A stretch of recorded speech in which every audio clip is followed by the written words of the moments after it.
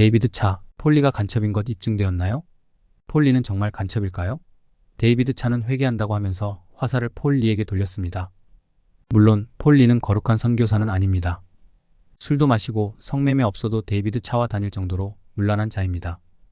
이런 폴리를 후원하는 자가 있다면 당장 그만두어야 합니다. 게다가 여전히 데이비드 차 캄 선교회를 지지하고 후원하는 자도 정신 차려야 합니다.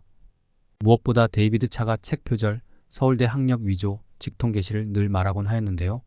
이런 자 곁에서 함께 강단에 섰던 자들, 함께 해준 자들 다 회개해야 합니다.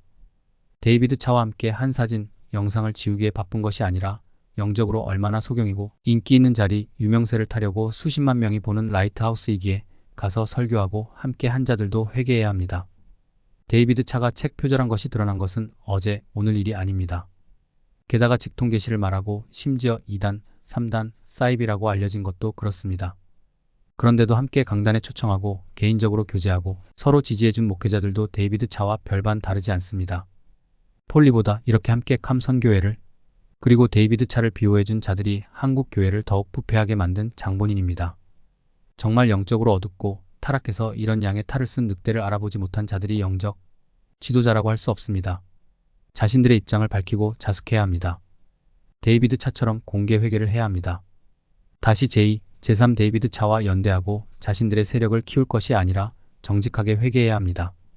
데이비드 차는 자신의 죄를 어느 정도 인정했습니다.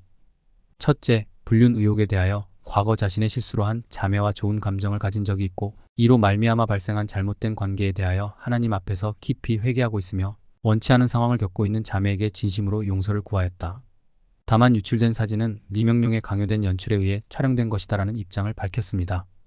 둘째, 헌금 사용에 대하여 캄 선교회는 초기 설립부터 상당 기간 동안 대부분의 운영자금을 본인의 강의 사례비와 도서, 판매금을 포함한 제 개인적인 돈으로 충당되었으며 2022년 사임 당시 총 14년 동안 개인적인 사비를 충당하여 사용되었던 재정 등을 돌려받게 되어 이를 주식 투자에 사용했으나 이후 모든 주식을 팔아 선교회로부터 받은 동일한 금액을 다시 선교회로 반납함으로 선교회의 재정적 손실은 없었다라고 해명하였습니다. 그리고 해당 사건은 무혐의로 사건이 종결되었다라고 덧붙였습니다.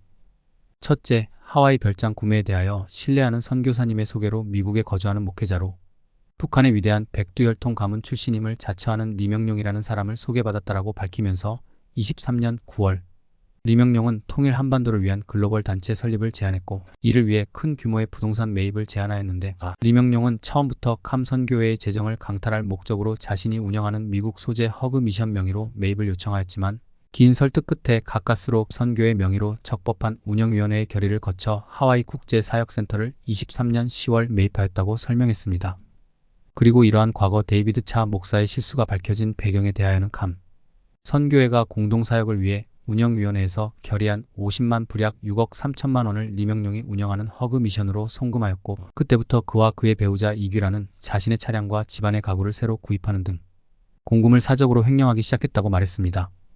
무엇보다 리명룡의 사기 횡령 사실을 통해 리명룡의 정체를 깨닫게 된 후 공동사역을 위해 송금된 50만 불에서 지출한 사용 내역과 남은 모든 잔금을 반환해달라고 지속적으로 요청하였음에도 리명룡이 개인적인 친분을 통해 알게 된 데이비드 차 목사의 상기한 실수를 빌미로 협박을 하며 공금 반환에 관한 거부 의사를 분명히 하였다고 하였습니다.